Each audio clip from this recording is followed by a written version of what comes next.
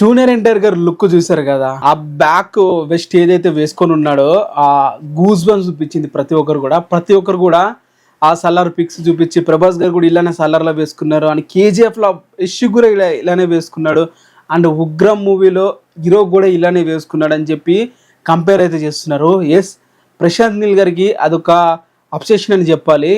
తన హీరోని ఆ బ్యాక్ వెస్ట్ లో చూడడం అనేది, అంటే తన హీరోని పర్ఫెక్ట్గా ఎంత మాన్స్టరస్గా చూపించాలి, ఎంత పర్ఫెక్ట్గా హైలైట్ చేసేయాలి అనేది తనన్న తర్వాత ఎవరైనా చెప్పాలి.